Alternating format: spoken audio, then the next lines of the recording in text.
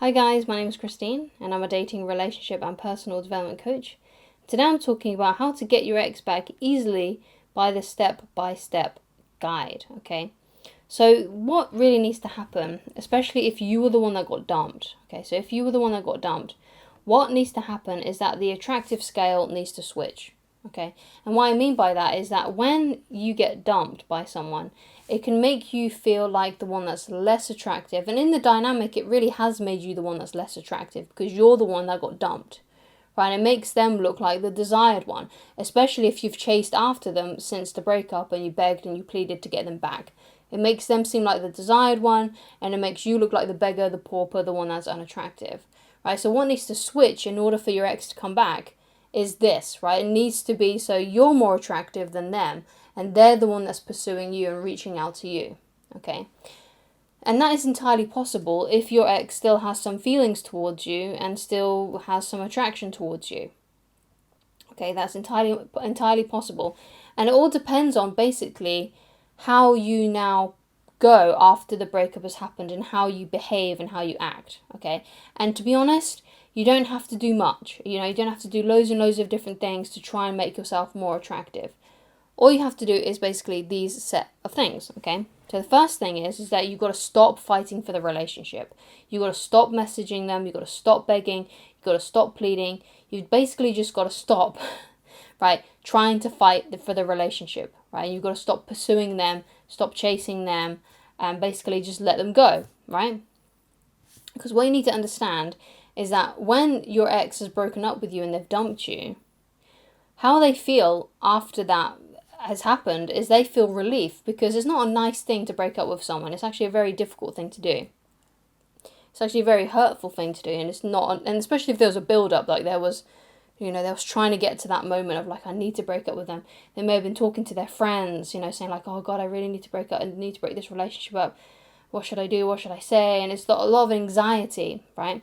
And then they do it, and then they feel relief because okay, I finally bit the bullet. I finally did it. I finally ended the relationship, okay? So what you got to understand is your ex is relieved right now, okay? And what's going to make them feel tense and irritated is if you keep on trying to fight for the relationship and you don't leave, essentially, okay? And you don't let it go.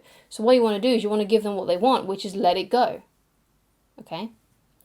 So before you do that, though, if you haven't done so already, you do need to apologize for the breakup, for your part in the breakup, right? So perhaps they broke up with you for a certain set of reasons.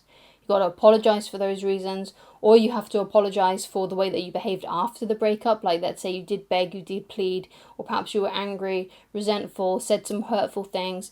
You need to apologize for any hurt or any wrongdoing that you may have done. Now, it may be the case that you didn't do any, which is fine. You don't need to apologize at all if you didn't do anything wrong. But if you look deep down and you search for that, I'm sure you'll be able to find a couple of things that you may be able to apologize for. So what you do is you send them a message, or you phone them up and leave them a voicemail and just say, hey, look, I'm just letting you know that you don't have to respond to this, but I just wanted to apologize for my behavior when I did this, when I said that, etc. List some examples, basically, and just that I hope you have a good life. This will be the last time you hear from me, but I just really apologize for all those things, and take care of yourself. Okay, so that's what you do then, right? So that now you've owned up to it, because your ex may be harboring some resentment towards you if you acted really badly during the relationship and you didn't apologize for it, or after the breakup and you didn't apologize for that either. They may be harboring some resentment if some harsh words were thrown, right? Things like that. So that you need to make it so they don't harbor that resentment anymore by apologizing, by being the bigger person. Okay? So obviously, though, you don't have to apologize if you've already apologized for those things. If you've already said sorry for those things, you don't need to do it again. Okay, so then you just do the next step, which is, of course, to apply the no contact rule, which I have loads of videos about on my channel. But basically what you need to do is you need to not message your ex anymore. You got to stop liking their posts on social media. You got to stop watching their stories. You got to stop doing all of that, right? Right, you got to go completely ghost. So whenever they look at their phone, they get a completely blank screen. Okay, so that When they open up their stories, they don't see anything from you. They don't see that you've watched it. They don't get any notifications from you. They need to get just completely zilch from you, okay? So what needs to happen then is that they need to initiate contact with you first, because if they dumped you, then they're the one that needs to resolve things. They're the one that needs to come back. If it was their decision to leave, it has to be their decision to come back, okay? So you gotta wait for a phone call from them or a message from them, okay? But obviously you shouldn't be waiting by the phone, because you don't know for sure if that will ever happen. It might be the case that they're totally over you. They really don't want to be in the relationship with you, right? And that's fine, right? But it also could be that they don't, right? It could be that they still have feelings for you. And if they still have feelings for you, then they will come back eventually and you will hear from them in some shape or form.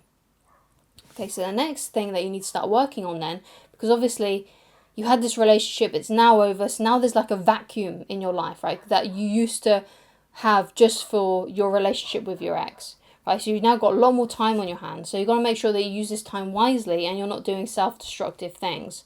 So what I suggest that you do is just try to improve every facet of your life. Look at how you would like your life to be in 5 years' time, right? This could be how you'd like your body to look, you know, what you would like your finances to look like, what you would like your career to look like, what kind of lifestyle do you want to be living, what kind of friends and family, what would your relationship with those be like, right? And basically you want to aim to try and make that dream a reality and work on that every day so you can feel productive, so you can feel good about yourself, right? Because when you get dumped, it really damages your self-esteem. So you need to do things that are going to empower you and raise your self-esteem. One of the best things you can do for that is exercise, right? And also being productive and moving your life forward, because if you're stuck and you're just wasting your time watching, binge watching Netflix or binge video gaming, if you're eating lots of junk food, these are things that are not going to empower you. They're going to disempower you.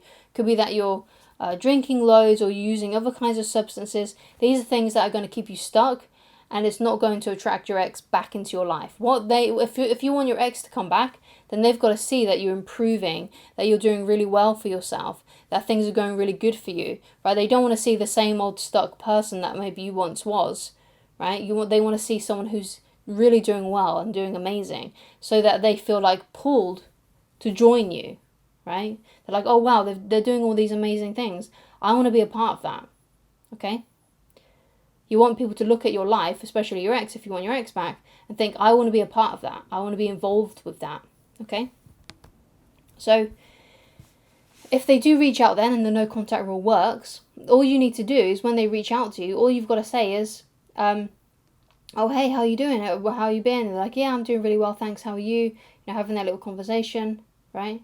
And if they don't want anything from you, because sometimes an ex may reach out to you because they want something from you, like for you to sign divorce papers, for you to collect stuff from theirs, or for them to collect stuff from yours, right? They may be asking you things like that. That's not a good sign that your ex wants you back. But if they break no contact and they're reaching out to you and they solely just want to find out about you, solely want to talk about you, right? If that's the case, then what you need to understand is that essentially they want to get back with you. They could want to get back with you if they're solely just inquiring about you, asking about you. But if they've got an ulterior motive, then that's not a good sign, okay? So basically, if they've done that, right, and they're reaching out to you and they're solely asking about you, just wanting to know about you, right, and wanting to prolong the conversation, trying to keep the conversation going, all you have to say is, hey, we should have a catch-up one day. We should get together someday. When are you available? So thank you so much for watching. If you'd like to get in touch with me personally and you'd like coaching with me, then please go to www.ChristineLoveridge.com, and I shall talk to you again very soon. Bye.